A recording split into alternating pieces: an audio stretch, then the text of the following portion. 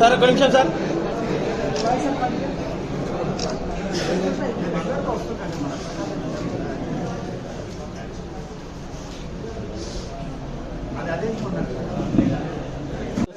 పూర్తిగా అందరూ సార్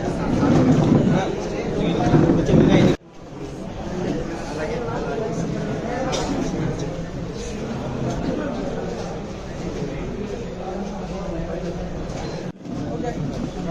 ఒక్క నిమిషం.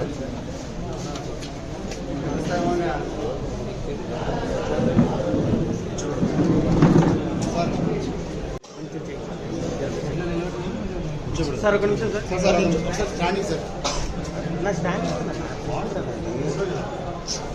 ఫోటో కాదండి. ఈరోజు నంద్యాల జిల్లా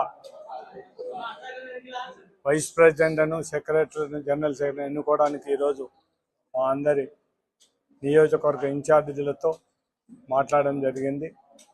పార్టీని ప్రతిష్ట చేయడానికి మా నాయకుడు పార్టీ అధ్యక్షుడు జగన్మోహన్ రెడ్డి గారి ఆదేశాల మేరకు ఈరోజు సతీష్ రెడ్డి గారు కూడా రావడం జరిగింది.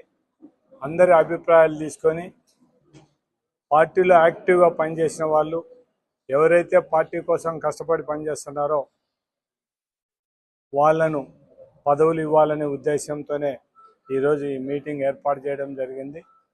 ఎవరైతే ఈ 5 సంవత్సరాల్లో పాటు ఇప్పుడు ఎవరైతే ఇంకా పార్టీ కోసం కష్టపడి పనిచేస్తారో వాళ్ళందరినీ కూడా తీసుకొని దీనితో పాటు ఇంకా పార్టీ కార్యవర్గ సభ్యులుగా మళ్ళా స్టేట్కి సంబంధించిన అనుబంధ సంస్థలుగా కూడా చాలా మందిని కూడా కార్యకర్తలను కూడా పదవులు ఇవ్వడానికి కూడా నిర్ణయించడం జరిగింది. అవన్నీ కూడా ఒకసారి మాట్లాడడం జరిగింది.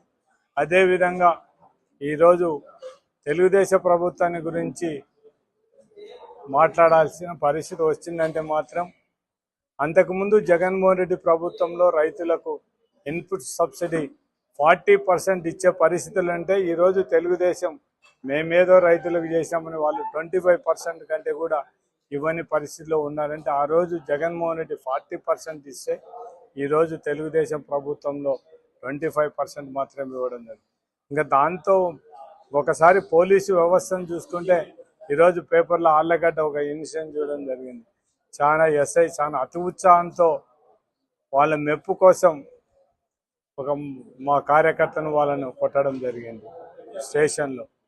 ఇంకా మాకు పాండ్యం నియోజకవర్గంలో చూసుకుంటే గడివేముల మండలంలో వెపన్లు ఉన్నాయని బాధించే పరిస్థితిలో ఆ ఎస్ఐ ఉండడం జరుగుతుంది. మళ్ళీ ఎమ్మడే వాళ్ళు పోయిన తెలుగుదేశం నాయకుల దగ్గరకు పోయి వాళ్ళకైనా కప్పుకుంటే మాత్రం చాలోలు కప్పుకుంటే మాత్రం వాళ్ళ మీద వదిలిపోయాడు. అంటే తెలుగుదేశం పార్టీ కార్యకర్తల కంటే ఎస్ఐలు మాత్రం చాలా అతి ఉత్సాహంతో పనిచేయడం జరుగుతుంది.